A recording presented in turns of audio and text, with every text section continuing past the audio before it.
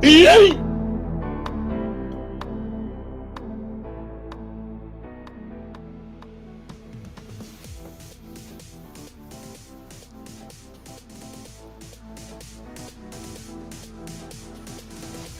All right, good morning, folks. Excuse me. Whew. Good morning, folks. Today is February 1st. Welcome to the second month of the year. We made it, people.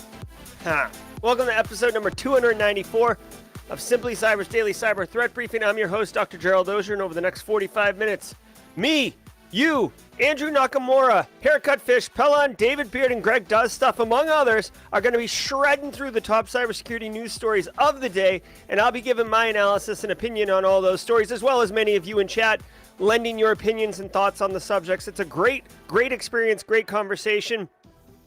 But before we dig into the top cyber news, before we equip you with knowledge to go forward and just kick at work or crushing interviews, let me give some love to the stream sponsor, starting with my good friend Eric Taylor over at Barricade Cyber Solutions. Barricade Cyber Solutions is dedicated to helping businesses from cyber attacks and recover from the damage done. Cyber attacks can cause massive issues for businesses and send dedicated, hardworking business owners into turmoil. But Barricade Cyber Solutions knows how to mitigate the damage done by cyber incidents. Check them out at barricadecyber.com. Links in the description below. You can see Barricade Cyber's website here. Eric Taylor might be one of the hardest working man in cyber right now. Guy's living out of a suitcase, crushing baddies, talking ransomware negotiations. Man's a beast. Here's his website. Here's his calendar. Here's the first. Here's 10 a.m. You could get on Eric's calendar today. Just say, hey man, I work in InfoSec at a business. We have no plan for a cyber attack recovery. Like, what do you think we should do? Right? Doesn't hurt to have a conversation. Plus, it's great networking. All right. Also want to say, again, much love to Recon InfoSec for their continued support the last couple months. But we now have a new sponsor. As you guys can see, I don't really have a read there. ACI Learning, IT Pro. You guys are familiar with it. ACI Learning was IT Pro TV, so now it's IT Pro by ACI Learning. I just want to remind everybody, this is a learning platform for cybersecurity, IT audit, cloud. It's much more than just cyber. If you go to the website listed in the pinned chat, you'll see a landing page for it, and it's basically, you get a discount for being part of the Simply Cyber community. I've been taking the pen testing course in IoT devices. I've been loving it. I haven't played with practice tests or virtual labs or anything like that, but there's a lot going on here, guys. If you're looking for kind of a shortcut around getting consolidated learning material all in one place, check out IT Pro TV. I like it. Also, I want to remind you that every episode, again, this is still pending, but according to the way I interpret the policies at ISAC and ISC squared, each episode of the Daily Cyber Threat Briefing is worth half a CPE because it's more than 30 minutes, but less than an hour long. So be sure to say what's up in chat, say hello. If you're on replay, say hashtag team replay. I do enjoy a good team replay comment, y'all. So if you're live, love it. I see 83 of us here. We will stagger in slowly as we get the day going. But you know what we're doing today, guys? It's my favorite day of the week. My favorite day of the week. What day is it, Mike? What day is it, Mike? Hump Day! That's right, guys. It is Worldwide Wednesday. We're going to be giddy upping on that. Whole Cyber Human Initiative gifting 10 subs. What? Did we just become best friends? Thank you so much, Whole Cyber Human Initiative. Giddy up, people. Grab those sponsorships. Jonathan Knock grabbed one. Hillary P grabbed one. Funky Monk with one. Guys, grab those memberships up. Nice job. And definitely take advantage of the emotes here.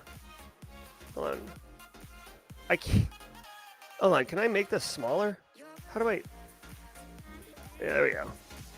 Do we get Antarctica in the house? No, BSEC. So my contact who is in Antarctica right now, she messaged me.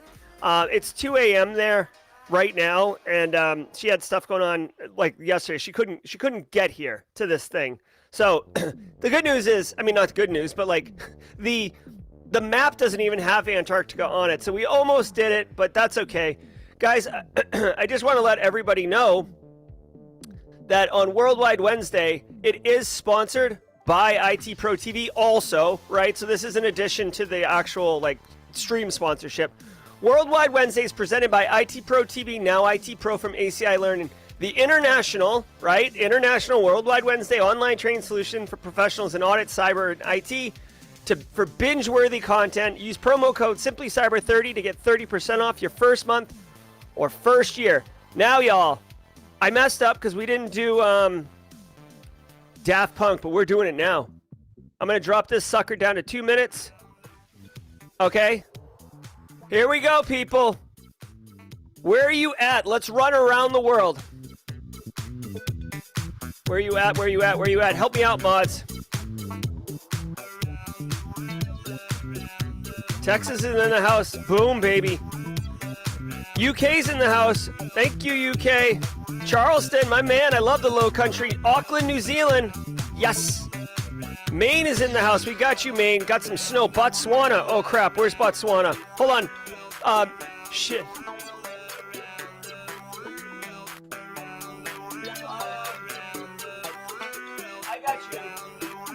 I got you, Botswana. Wisconsin's in the house. Oi, oi, oi's in the house. I see you, Australia. Hey, Canada. Wisconsin, I love it. New York. Colorado Springs, big time. Hey, what's up, Paris, France? I see you. New Jersey. Should be a different country. A lot of people. Hey, France, I see you.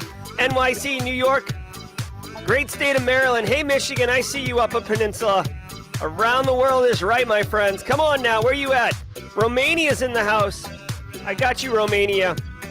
UP, I see India. Come on, India. Where you at? Where you at, South America? Come at me. South Africa's in the house. Thank you, mods. Nice. Nice. Arkansas, yes. What's up, Boston? I see you at MIT. Hey, Aruba. Holy crap, where's Aruba?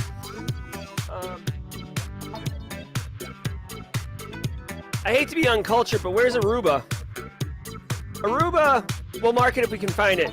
India was Tom. Thank you, India. Aruba. Aruba. Does Aruba even show up on the map? It's in the Caribbean. DR in the house. I see you, DR. Yep, we got Dominican Republic in the house. Holy crap, 2 minutes went by quick, guys. Netherlands in the house. Holy Jesus. Wow. Hold on, that was a really quick 2 minutes. Dang, son. All right, where's Netherlands? Where's Netherlands? Netherlands, Ooh, I see you, Netherlands. Okay, anybody else? We got, is that Venezuela? Do we have Venezuela? I see Venezuela. I don't know if that's Venezuela mistyped. Aruba won't show up on the map. All right, well, we know it's there. Comes at you fast. It does. Venezuela! Woo! Nailed it. Winner, winner, chicken dinner. North America, South America, Central America, UK, Europe, Asia, Australia, Africa. Way to go, everybody. Boom, roasted. We straight crushed it today. Way to go, everybody. We went around the world. This community is awesome. I genuinely appreciate all of you being here live and making this happen. Let's get into the news and have a great day. Aura and Cyversity partner to support a more inclusive cyber workforce. Oh, hold on 1 second. So, here's so right before I went live today, the CISO series, they haven't published the actual blog post. So you know how I have the stories up every day? They don't have that today. They see, this is the 31st. That's the last one they did. So I actually had to listen to the podcast. I found out at 7:55, like 5 minutes ago. I had to listen to the podcast on 2.5x to quickly hear what the story was, so I could Google it. So that's what that was. So let's try that again, y'all. Jerry, the Philippines is in the house. Oh man, that's awesome. Let's get the Philippines up in this piece. Nice. I love it. I love it. I love it. I love it. I'm going to take a picture of this and post it on social media afterwards. I'm so proud of us. We're awesome. All right, let's do it.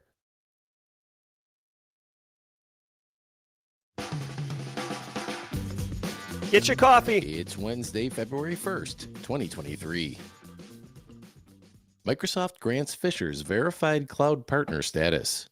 On Tuesday, researchers say that threat actors used unprecedented sophistication to obtain verified publisher status through the Microsoft Cloud Partner Program. Beginning December 6th, threat actors began spreading verified malicious OAuth apps to infiltrate the cloud environments of organizations in the UK and Ireland. OAuth is a token-based framework that enables user data sharing between third-party applications without the need to divulge their login credentials. Victims of the scam were potentially exposed to account takeover, data exfiltration, and business email compromise. In response to the scam, Microsoft disabled the malicious apps and associated publisher accounts and made improvements to its MCPP vetting process. Okay. All right. So this is, okay. So two things here. I wonder if there's like a pretty graphic. I do not see a pretty graphic. Okay. So here's the deal. Microsoft Azure, because of zero trust architecture, there's a lot going on in this story, guys. Because of zero trust architecture, Microsoft as a cloud provider, basically says like none shall pass. And then people are like, well, we're legit businesses. You're making it really hard for us. And they're like, okay, we'll have a vetting process where you can prove that you're legitimate, and then things will move a little bit easier, right? You can do OAuth apps, right? So you can make it, I'm assuming this is so people can authenticate using their Microsoft credentials in applications, right? Like federated authentication. I may be misunderstanding this, but that's what I think it is. And if I'm wrong, it doesn't matter, because the bigger point here is something else, okay? So threat actors, yeah, you can spin up a quick phishing email using social engineering toolkit and fire it off and maybe harvest one credential. It's very quick, so like the amount of effort by the threat actor is low, but the return is also low. Okay, oh, what the heck? So, hold on 1 second. Whatever. So, if they go through more work, more hurdles, more effort, more infrastructure, right, then they can do more damage, right? This is the Bianco pyramid of pain. So in this instance, these criminals went through the Microsoft Azure cloud partner program vetting process. They had to have either forged documentation, shell companies, right? They had to put in some effort to build what would appear to be a legitimate company and get through the process. Once they're through the process, then they could start dropping malicious apps that look a little bit more trustworthy, because Microsoft's saying like, yes, these are good. We've vetted them. Now, two things are going on here. And one of them I think is most important. All right. And folks, if you're looking to break into the industry, I feel like what I'm about to say is valuable for everybody, but if you're looking to break into the industry, please pay attention to the next thing, because I think it's super important, and it doesn't really manifest itself very often. Okay, when we are thinking of protecting organizations, or if you're a red team operator or a criminal, and you're thinking about how to attack a business, right? It's two sides of the same coin. You have three, kind of areas to look at: people, process, technology. Now, people and technology are the ones that we always focus on, right? So tech, like 0 day, not patched, misconfigured S3 database. I'm hacking all your wares, right? Like that's the one that most people think of. That's what Hollywood sensationalizes. Then there's people, right? I mean, do I need to say more than this? Right? Okay, so like we attack people all the time. We social engineer. Oh, as the attack surface, the technical attack surface gets hardened as people move to zero trust architecture. The focus turned from technology to attacking the human element of it, right? And that's why information security awareness is so important, and a million other things, okay?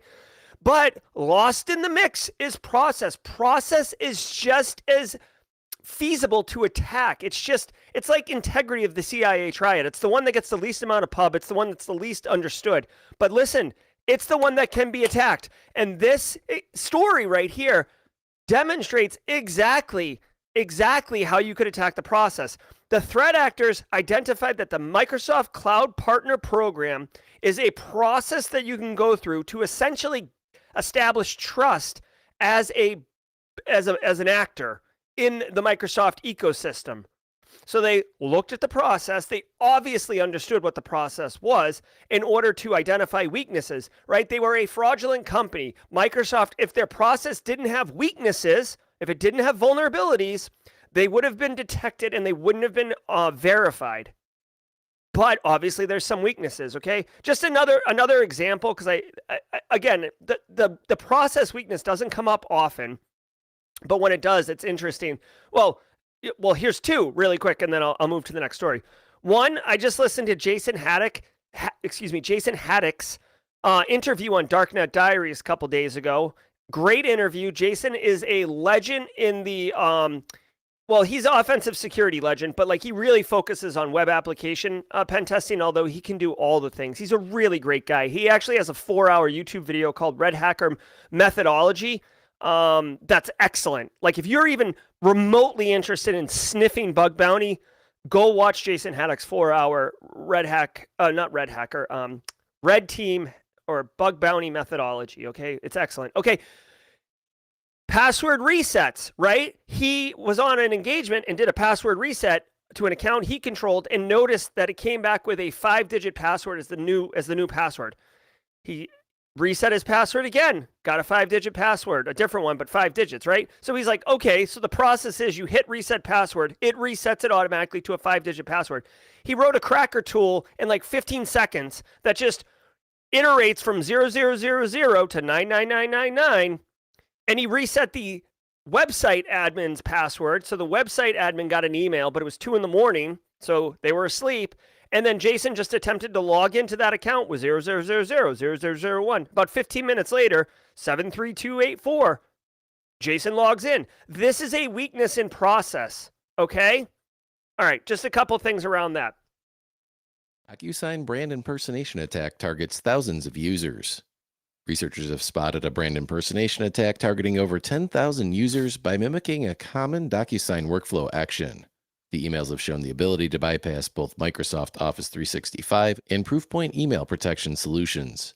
While the email sender name closely resembles legit DocuSign communications, the email address and domain show no association to the company, which can be hard to spot for those using mobile devices. Upon clicking malicious links within the phishing email, victims are redirected to a fake landing page which exfiltrates their Proofpoint user credentials.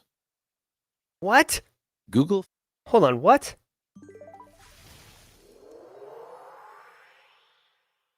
Hold on one second. I think he made a mistake. I think the speaker in the podcast made a mistake. Which is fine. I mean, we all make mistakes all the time. He said that here's the deal. DocuSign, which is like the platform that people use to like send contracts to each other, and you digitally sign them, right? It's like a way to sign legal documents, except in a digital age, right? Everybody uses it. I use it. Okay. Phishing people are sending fake DocuSign documents that look legit. It's trivial to scrape graphics and scrape, the look and feel, right? You just sign up for a DocuSign account and then send yourself an email to sign a document, and then you have the template, right? So you know exactly what it's going to look like when it gets sent to victims, right? Jeremy Williams, I'm a man. Hope everyone's doing well. Been a crazy week. Glad to see everyone. What? Did we just become best friends? Yep. Good to see you too, Jeremy. Hope everything's going well. Hope your kids are feeling good. Okay, so the point here is they said, okay, somehow this brand impersonation, this phishing attack is able to get by Proofpoint and able to get by Microsoft Exchange Online Protection, which is essentially email gateways that detect all sorts of phishes and stop them from even getting to your end users. So part of the story is like, it's DocuSign fake emails. Second part of the story is it's getting past security measures right now, which is kind of unusual. I don't know why. And then third, it's tricking people into giving their credentials. Now they said giving up their Proofpoint credentials, which to me doesn't make any sense. That is not an accurate statement, because end users don't have access to Proofpoint. They're users of Proofpoint. Like the Proofpoint is a infrastructure technology. It's not an endpoint application. Okay. So just put that aside. I think what he meant to say is that they're getting the DocuSign credentials, which could be valuable because now you could get into DocuSign as like well, you're a threat actor. I get into your DocuSign, right? Let's do Tom Bishop, right? I get into Tom Bishop's DocuSign. I can look at all the contracts that Tom Bishop has signed or is doing business with. I can see, oh, he's doing business with Cybersecurity Central and set a contract over for like whatever, like $200,000 worth of work to be paid on February 15th, right? Okay, so now that I can see that, I can message Kimberly or Cybersecurity Central and say, hey, so happy with the work we're doing under the contract. Just want to update you on the account numbers on where to send the money. Thank you so much. You could even send a DocuSign document to like make it look even more legit. So this is kind of what's happening. So just be mindful. The TLDR here is if you use DocuSign at your business, you should probably make your business aware that this has an increase in activity. And for some reason, even if you have an email gateway technology, this thing's getting past it, okay? GoogleFi says hackers accessed customer information. Google said Monday that the primary network provider for GoogleFi has informed the company of suspicious activity on a third-party support system containing GoogleFi customer data. The timing of the notice, coupled with the fact that GoogleFi's service leverages both T-Mobile and U.S. cellular networks, suggests the breach is linked to the most recent T-Mobile hack, which was disclosed on January 19th. Google says the hackers accessed limited GoogleFi customer information, including phone numbers, account status, SIM card serial numbers, and mobile service plan info. Microsoft. All right.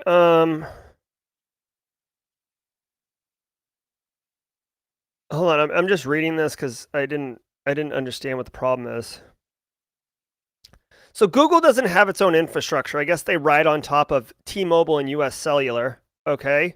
So there's one thing. And T-Mobile got hacked, although they think they suspect it's related to that breach, not confirmed, right? Threat actors got personal data to 37 million customers. It's kind of crappy. They got SIM card serial numbers. I don't know if you can use that for SIM swapping in any capacity.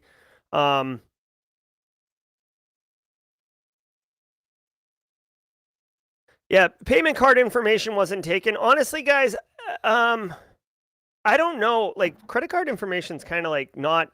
I mean, it's still taken and it's still sold, but like it's less desirable. The banks and the credit card companies have gotten really, really good at detecting fraud and basically nerfing the value of stealing credit cards. So there's no action required, at least.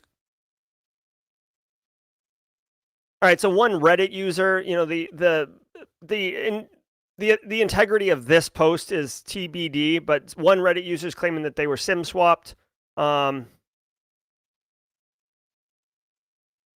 Yeah, so I guess just basically if you're using GoogleFi, if you're using T-Mobile, be careful. Guys, here's the deal. Like, two things. One, this is a question for chat. If you use GoogleFi, do you like it? I don't know anything about GoogleFi. I use like a main telecom provider, like many other people. I'm kind of curious if GoogleFi is worth it. If it's like, is this something that's worth checking out? Okay, now to the story itself. If you use GoogleFi or T-Mobile, you should be mindful of this. The real TLDR here for people is multi-factor authentication is legit. Okay, multi-factor authentication is legit. You should absolutely use it. However, there are tiers to multi-factor authentication. So like basically not all multi-factor authentication is created equal. All right.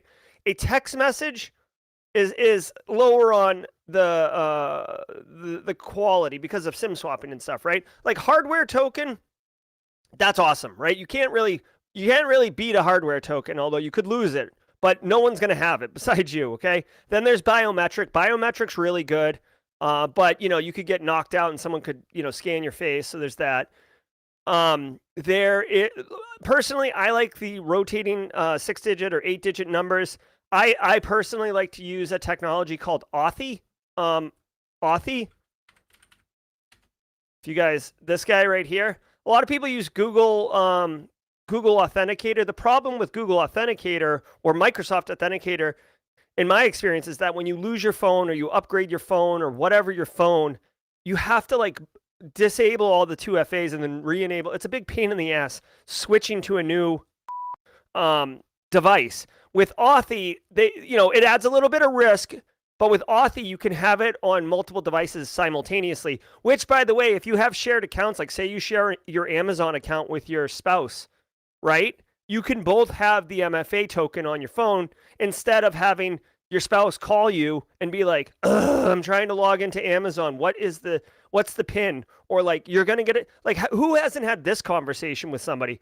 Hey, you're about to get a text message. Can you read me the 6-digit pin? Thanks. And then you just like sit there and wait. And then the 6-digit pin comes in, right? So then lower down is the text messages. That's not really good because it can be SIM swapped. And then I would put the lowest one at the bottom is the phone call.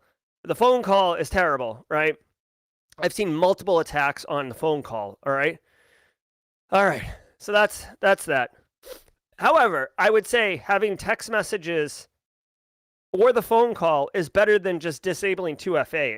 You know what I mean? Like, 2FA is good. It's just not all created equal. Defender can now isolate compromised Linux endpoints. Microsoft announced Tuesday that Microsoft Defender for Endpoint, or MDE, now allows isolation of onboarded Linux devices. The feature, now available in public preview, allows admins to manually isolate Linux machines using the Microsoft 365 Defender portal or via API requests. Once isolated, threat actors will no longer have a connection to the breached system, blocking further malicious activity. Once the threat is mitigated, isolated devices can easily be reconnected to the network using the Release from Isolation button. Admins can deploy and configure MDE on Linux devices manually or with the help of Puppet, Ansible, and Chef configuration management tools. All right, so two things. One, I'm seeing in chat people are talking about Google Authenticator, Microsoft Authenticator actually being easy to switch over devices. Also, they have a feature for family. This is new to me. I did switch to Authy like 3 years ago, so I don't know if this is new features that they've introduced, but I'll tell you what, I'm glad they introduced them because it was a massive pain point for me, which is why I switched to Authy. So, anyways, thanks for the feedback. Yeah, zombie guy, phone factor, man, it's a thing. In fact, I think there was a recent hack, Justin. There was a recent hack, like in the last couple months, that was like a big hack, like a lot of news that had the phone call as the multi-factor authentication. So, okay, I can't remember what it is, so that story's kind of lame. But all right, so hey, Microsoft Defender now can isolate compromised Linux endpoints. This is pretty sick. Like, way to go, Microsoft, for joining the 21st century. So, guys, EDR, endpoint detection and response, it's a common technology used in corporate information security programs. It's a little agent that runs on all your workstations, and essentially it reports into a central brain that is the managed console for an EDR platform. All of them do it. SentinelOne, Carbon Black, Microsoft Defender. Pick your poison. They're all doing it this way. Now, when a endpoint gets compromised, it gets infected or it starts like alerting that it's doing weird stuff, PowerShell's running obfuscated code, it's reaching out to weird domains, whatever it is, okay? It'll notify you, and then you can click a button. You can even automate this, but you got to be careful. You can click a button, and it will shut off all, like, the agent that's installed on the endpoint has like God level status, right? It can do anything on the box, right? Which is, a double-edged sword, but anyways, it can do anything. So it cuts off all network communications between the endpoint and everything else except your managed console. Your managed console will still be accessible because you need to manage this endpoint. The problem has been most people run around in a Microsoft world, but there are Linux endpoints out there. Like we've got our diehard Linux people out there, but for the most part, Linux is typically reserved for IT infrastructure, right? Like you're running, I don't know, like an example, but let's say, is Graylog and an elk stack? That's probably built on Linux, right? So you're running like security IT infrastructure. You're running IT infrastructure, right? A lot of us move to the cloud, but there is a lot of Linux information out there. Yeah, Elk, Fedora, like whatever it is, whether it's Fedora, Debian, Oh my God, my brain's melting. Whatever, right? It just, we didn't have the ability to do Linux. And by the way, for the people in the audience who are like, Linux doesn't get malicious, malware doesn't work on Linux. That's a myth. So let's address that right away. Malware does exist. It's just less frequent. And I just want to show you really quickly at Malware Bazaar. You can see here, this is just, yeah, I'm not a robot. All right. This is Malware Bazaar. This is a repo of all the malware, right? And I'm just scrolling right now. These are all Windows binaries, coin miners. I'm just kind of curious if I can find an ELF like immediately. Hold on. Will I be able to? Yeah. There we go. Like within 1 second, somebody today posted a Linux malware. I don't know what it does, but so Linux malware is quite real and it's quite out there. Okay, this is a GAFGYT whatever. So, anyways, good job. If you're running Microsoft Defender in your environment, tell the server admins, tell the BSECs of the world that, hey, bro, like Microsoft Defender can go on. Hey. Microsoft Defender can go on your Linux endpoints now, and don't let them push back and say that it takes too much system resources and it's going to degrade the performance of the machine. Tell them, let's just install the agent first and take a look, shall we? Can we have a baseline before and after, or are you just saying this, my good friend? Okay, let's listen to the mid-roll. And now, a word from our sponsor, Hunters. Hunters is a SaaS platform purpose-built for your security operations team. Solaris Group, a leading German fintech, implemented Hunters' SOC platform to, quote, stay ahead of the game when it comes to cybersecurity, end quote. Hunters' out-of-the-box detection and correlation have allowed their engineers to enjoy a more streamlined and enjoyable work life. It's time to move beyond SIM with Hunters. Visit hunters.ai to learn more. All right. It's the mid-roll. It's the time where we do the fun stuff.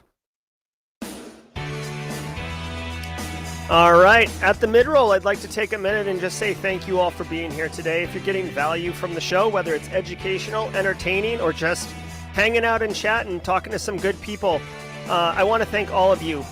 Those who are chatting, and a couple people who have been lurking in chat for over a year. I met a couple of them yesterday on the Discord server. For those who don't chat, but you are here and you show up on the regular, thank you. I genuinely appreciate it wherever you are. If you guys get value and you'd like to say thank you to me, please take a second and hit that like button. It does go a long way to promote the channel to other people who are interested in cybersecurity on the platform, people who haven't heard of Simply Cyber. When you hit the like buttons, it'll basically show up on their homepage, and they'll be like, "Oh, what's this guy doing?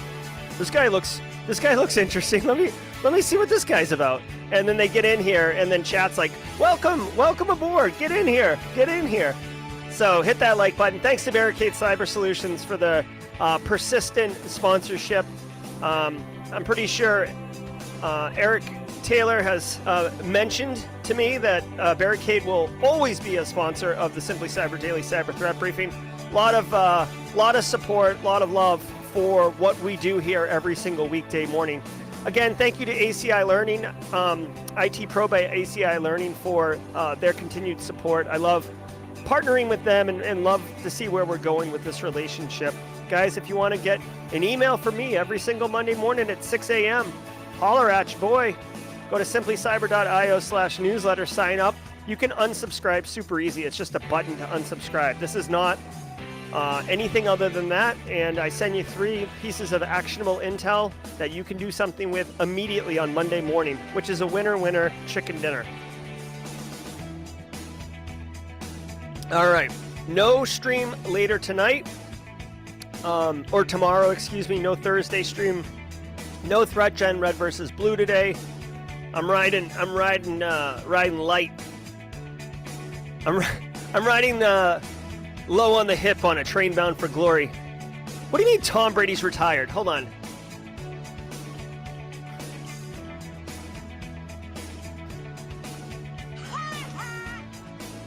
Just playing. I just end the stream because I like melt down. Come on. We'll see what Tom Brady retired once before, right? Let's not jump to conclusions. Oh my God. You guys are killing me. You want to talk about derailing the show?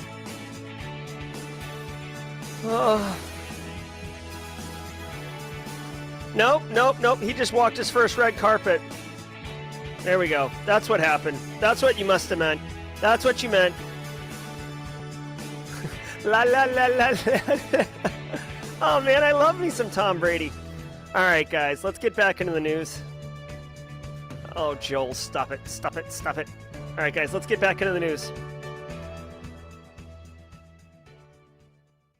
Madison Square Garden's facial recognition system targeted by legislators.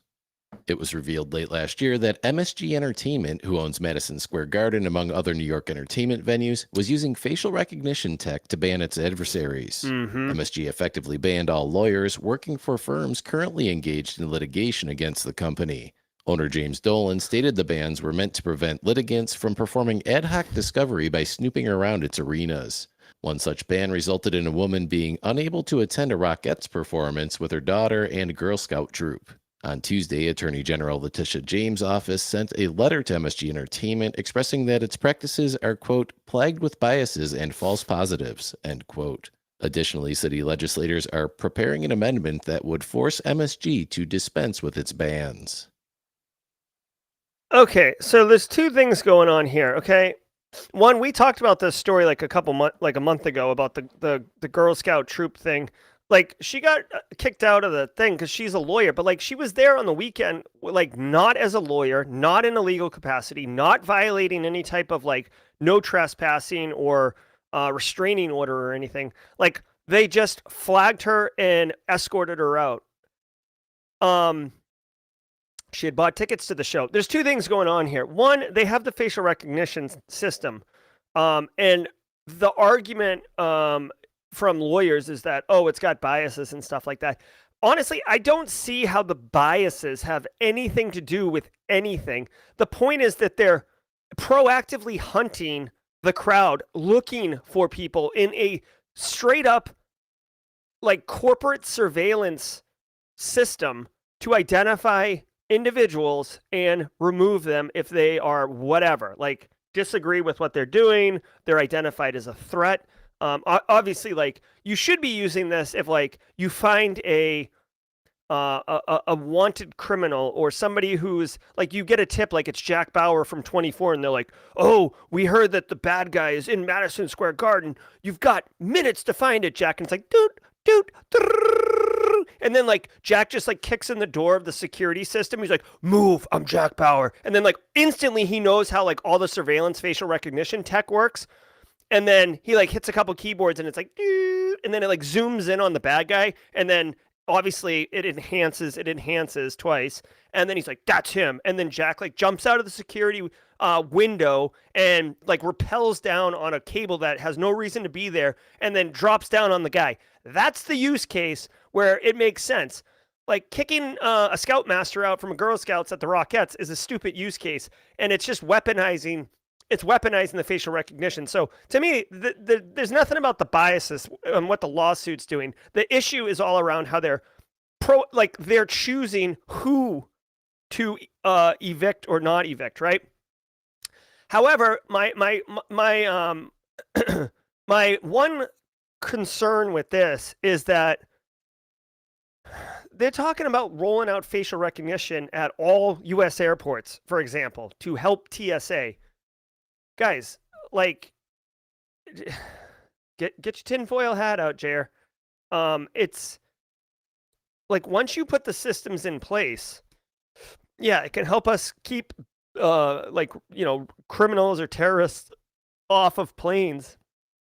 But it can also be used to quickly identify dissent, activists, investigative journalists, counter whatever power, whatever faction is in power at the time. Basically, whoever controls the surveillance system can weaponize it to identify threats to their power. It's what they're doing allegedly in China. It's what they wrote about in George Orwell's 1984. It's not good, guys. Like wholesale surveillance cloaked in like righteousness and law enforcement needs is cool, but once the system's in place, it's like anything else. This is it's not exactly one-to-one, but this is why Apple pushed back so hard on a master backdoor in all of their iPhones after the San Bernardino issue or incident, right? They're like, no, we're not putting a backdoor for the government to open up. And they're like, well, it's for law enforcement to be able to stop bad stuff from happening. It's like, yeah, but like once the backup's there, technically it can be used for anything. So, anyways, not like it makes me a little nauseous that these mass surveillance systems. I would say that the trick is to not push back and try to stop it because there's no stopping it. This thing is here. It's more about understanding how to operate within it. And there's been all sorts of things. People make sweaters that like will disrupt the facial recognition. I don't understand how it works. We've seen some people put like tape on their face, which makes it, but I mean, it's obvious you're wearing tape on your face. So like, why are you doing that? Okay. GitHub confirms signing certificates stolen in cyber attack. GitHub confirmed on Monday that threat actors stole 3 digital certificates used for its desktop and Atom applications during a cyber attack back in December. The company said they plan to revoke the exposed certificates, which will invalidate some versions of GitHub Desktop for Mac between 3.0.2 and 3.1.2, and Atom Text Editor versions 1.63.0 and 1.63.1 as of February 2nd. GitHub clarified that the stolen certs were password protected and that they found no indication of malicious use. Okay. So a couple things. One, digital certificates were stolen. It says signing certificates. I'm not a big guys. I'll be the first to admit, like crypto and that whole space is probably my weakest area in the cybersecurity like buffet. Okay. To me, it's like my level of give a crap about, and I'm not talking down on anybody who's into the crypto space. Like I love that there's people who do that. I depend on those people. But for me, like the depth of crypto I want to get to is like, is it AES? Yes or no? Okay, go. Like, let's go. And I understand certificates and PKI at a theoretical level, but implementation stuff. Okay, so here's the thing. A couple things. One, GitHub says that the signing certs are stolen. They were encrypted. They were password protected. Hopefully it's a strong password. The cool thing with PKI, though, they said that they saw no unauthorized changes, no anything at all. So this is kind of like a nothing story because there was no impact from the successful data breach. Here is something that is absolutely fantastic and part of the reason why PKI, public key infrastructure, is so sick. PKI has revocation capabilities, right? So when something like this happens, when these certs get stolen, from a centralized command, you can basically revoke those certificates, which trickles down and issue new certificates. So basically, these certs got stolen and they're useless now, right? I'm assuming that they've revoked these certs, right? It'll cause a little bit of like a ripple effect of disruption a little bit as things get kind of like pointing to the new certs. Because basically when you check a cert, it's supposed to go up a root tree and validate like, yeah, this cert is still valid, right? It hasn't expired on time. It's still, it hasn't been revoked by this issuing trust, right? So again, it gets wicked complicated, but the point I'm trying to make is keys can be revoked and new ones can be issued very quickly. That's one of the huge values of PKI infrastructure versus like just a shared key, a pre-shared key. So anyways, way to go GitHub, way to go Microsoft. Look at Microsoft all grown up with their cyber best practices. Aura and Cyversity partner to support a more inclusive cyber workforce. On Tuesday, Aura, the leader in intelligent safety for consumers, announced a partnership with nonprofit Cyversity in an effort to increase opportunity for underrepresented talent in the cybersecurity workforce. Aura's sponsorship will include a contribution to Cyversity's scholarship fund, cyber education for Cyversity members, and a mentorship from Aura's Chief Information Security Officer. The Cyversity partnership builds on Aura's existing DE&I initiatives, including existing collaborations with Code 2 College and Howard University. Okay, Well, this is cool. I don't understand exactly how you get access to this. This is cool. This is like, this is my news. That's kind of fun. This is AP drop from Boston, Mass. Way to go, Beantown. Mentoring scholarships and professional development for underrepresented people in the industry. This is great. Cybersecurity Central, whole cyber human initiative. The groups that are nonprofits that are trying to help others break into the industry. Guys, on average, and these numbers are going to be terribly not accurate, but they're close, so it makes sense. On average, here, actually, let me do this. This will be an interesting experience. Cybersecurity, workforce, diversity, statistics. Because it's mostly male, that's for sure. And then I don't know what the white versus Asian versus African American versus Hispanic. Let me see. Is this where this comes from? Okay, so this is from cyberdegrees.org. I didn't fact check this, but I feel pretty good about it. All right. 63% of all jobs in cybersecurity are held by white people, right? Men and women, I assume. Again, I'm not sure that this is so this says cybersecurity. So I'm not sure if this means just IT, but 62% white, 20% Asian. It gets down into single digits here, 7% African American, 8% Hispanic, 3% other. So there is to say a majority would be completely accurate, way of saying it. So there's that. And then for male, female, this is actually what I would think here. 24% woman. I actually think that that's high. All due respect, women.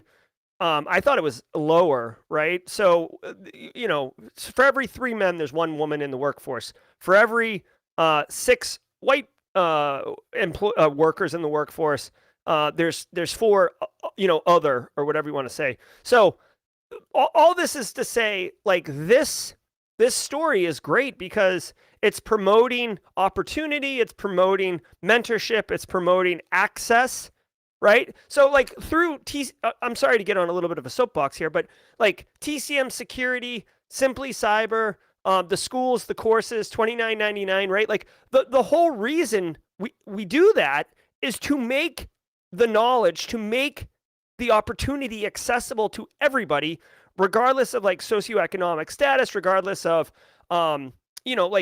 it's almost systemic, right? So when you come up, if you don't have money, it's hard to kind of break into that next tier and get access to education, so you can get access to a better job, so you can get access to more money, so you can hook up your kids, so they can get access to better schools, so they can get access to better jobs, so they can get access to more money, right? It takes generations to kind of fix this, right? Or to level it out. So I'm just glad to see this. One thing they said, though, is that somebody gets mentorship from the CISO.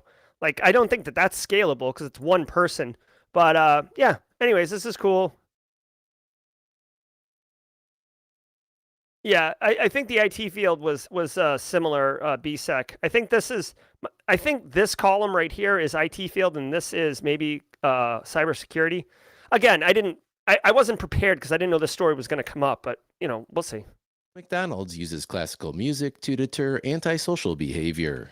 A McDonald's restaurant in Wales has taken unusual measures following incidents involving groups of youngsters at several locations, which led to police intervention. The McDonald's branch has started playing classical music and turning off Wi-Fi in the evening hours in a bid to deter antisocial behavior. McDonald's said it was committed to being a good neighbor in the area. Yep. Okay, so check this out. Here's a real true thing, okay?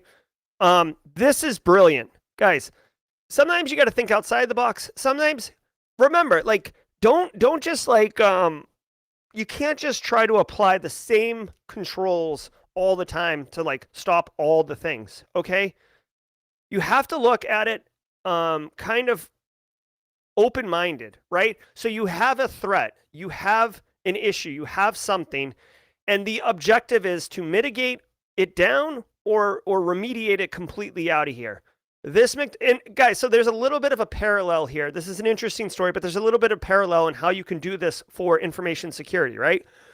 So basically, punks are hanging out at McDonald's, causing issues for McDonald's. People going in trying to get a Big Mac and a small fry, right? Maybe you want to get a little shake because you heard that the Shamrock shakes are out and the McRib is back, baby, right? Right? And you go in there and there's like, what's his name from the Sex Pistols? Johnny Rotten's in there and he's like making you feel uncomfortable. So you leave. And McDonald's is like, oh man, I was going to sell that McRib and now I can't. Right? So what they do is play classical music, which, young punks aren't going to like, and they can't change the music, and they turn off the Wi-Fi, which deters them from wanting to be there, right? Most people going in the evenings aren't hanging out there. They just want to grab a Happy Meal and, a 6-piece nugget and get home. So this is a really interesting solution of combating an issue in a creative way that is non-confrontational, okay? Another example to this that I've seen to make a point is I have seen bus stations, right? Or bus stops, right? Like basically the bench with the covering and stuff like that.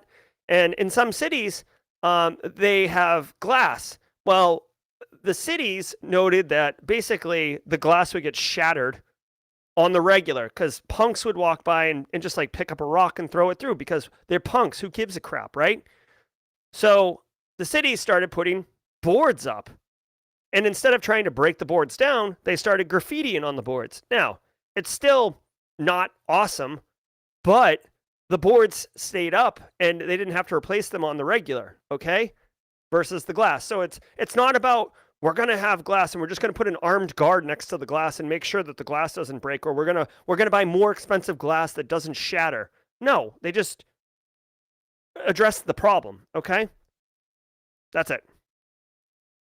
And that does it for today's cybersecurity headlines. Ooh, that does it for today's cybersecurity headlines. Let's put some music on, boy.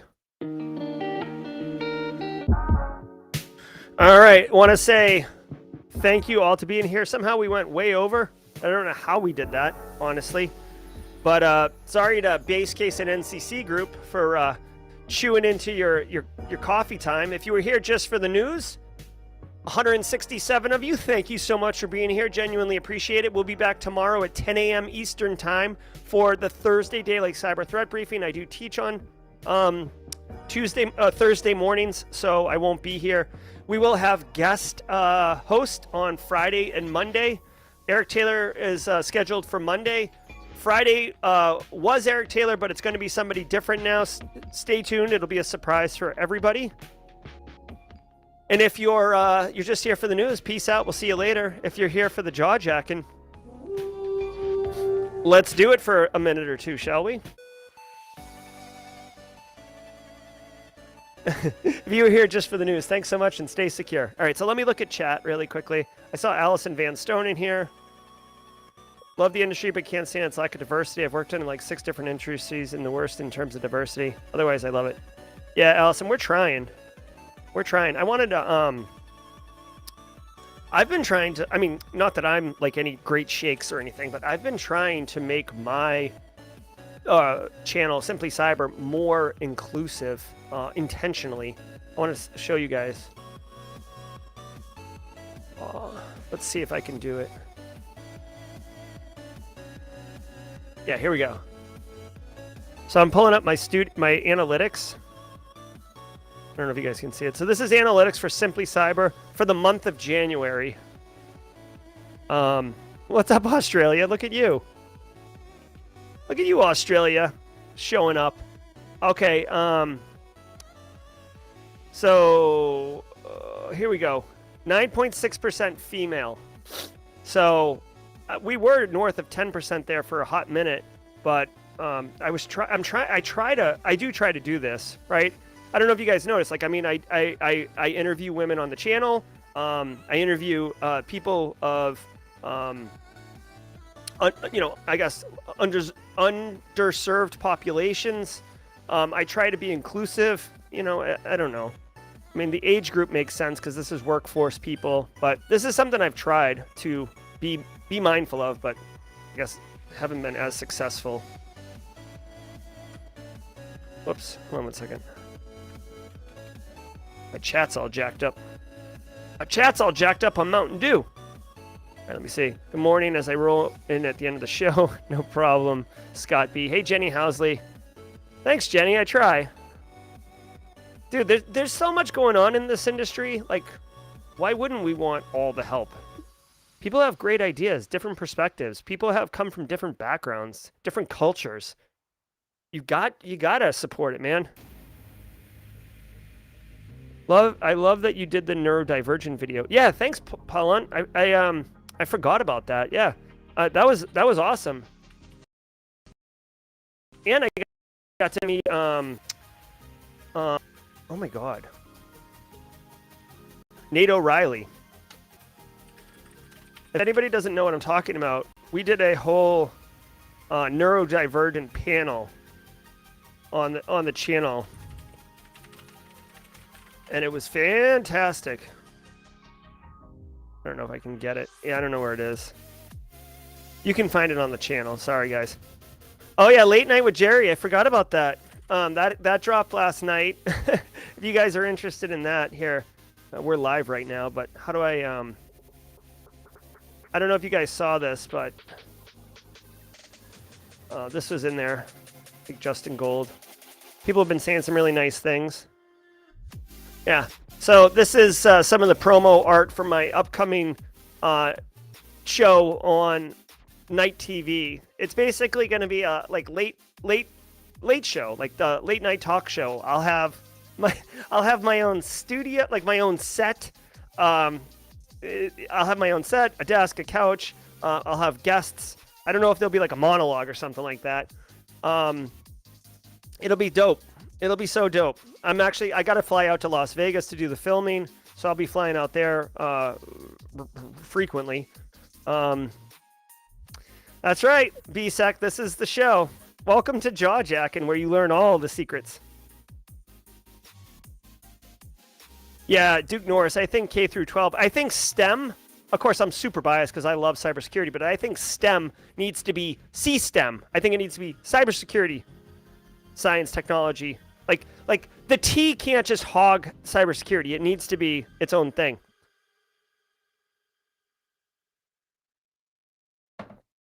Let's see. Oh my God. Memeing it? Yeah. Oh, we've got What's Your Meme Thursday tomorrow. I've already seen the preview of it. You guys are in for a treat. I have no control. I do not censor Haircut Fish on his memes. I just get to see it before anyone else because I have to pull it up on stream. And oh boy. It's a good one. It's a good one. Here's another different shot. Me being a goober here. All right, what else, y'all? Wait, where are you getting the time? Hey, Daylight Maz D32. Yeah, I do a lot of time management. I'm very busy. Don't make any mistake about that. I'm ridiculously busy. That's why I don't respond to everybody's messages. I try, but it's hard, you know?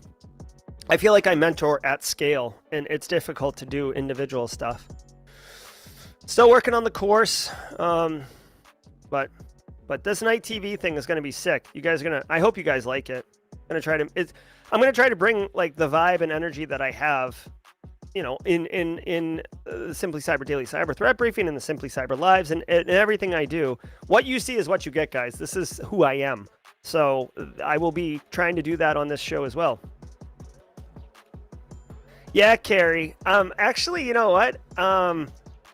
Sidekick might be too strong a word, but I've identified an individual who I want to do the show with me. He is very interested in doing the show with me, and he won't be there for season 1 because we're too far down the road to introduce him to the show. But I think he'll be part of season 2. I've already committed to 3 seasons. Like that's the contract basically. I've committed to 3 seasons with them. And then obviously if it's going well and people like it, we'll renew for, another season or 3. But I have a guy, and I don't want to reveal anything because it's very, very early. There hasn't been any commitments or anything made. We're still kind of exploring, but you guys know who he is, and he is brilliant, and I can't wait. I hope he becomes part of the show, Late Night with Jerry, or Late Show with Jerry. How long are the episodes going to be? I don't know yet, Anthony. Stay tuned for that. Regine asks when's the show starts. Stay tuned for that. My set is being built right now, out in at the studio in Vegas. So that's like the construction's happening right now. So I don't even know when we're filming. I have to fly out there and do all that. So, oh, thanks, Allison Van Stone. I try. It's important to me. Big money ballin', Jerry. Big ballin'. Jerry's about to get that Range Rover. Yeah, right, bud. No way. I drive a pickup truck. It's jawjacking. You got to give us some hints. Nah, storm walking. I can't. It's too early. It's too early in the process. I can't reveal that type of stuff. Although I've talked to him, and he's very, very interested. And I talked to the studio, and they're very, very interested. So they just need to connect with each other. Yeah. Oceanfront property in Arizona. That's right. Oh my God, guys! I do the. So I don't know if you guys know, but I do the Simply Cyber report for Lima Charlie. Lima Charlie podcast. I don't know if you guys know this. I always forget to mention it. Cyber Defenders podcast. Okay, so check this out.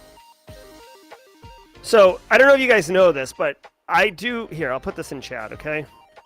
There's a podcast that I do. Every 2 weeks, I record 7 or 8 minutes of content, and I send it to Lima Charlie, and I'm part of their podcast. And how do I? Here we go. Yeah. So this podcast, right? You can see February 1st, they just dropped a new one, the Simply Cyber Report. Actually, it's right here. I'll send this to you guys on chat. I just want to tell you, I recorded this. When did I record this? Yesterday or 2 days ago, Monday. I think I did it Monday morning. Okay, right after the stream. Oh shit! Hold on 1 second.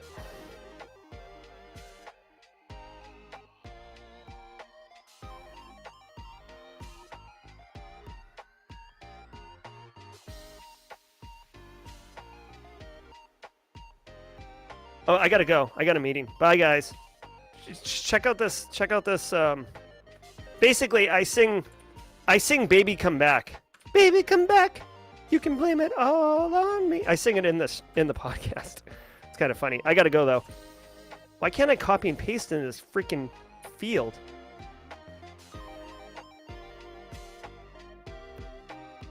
There we go. All right, I gotta go. Thanks everybody. I'm late for a meeting. Until next time, stay secure.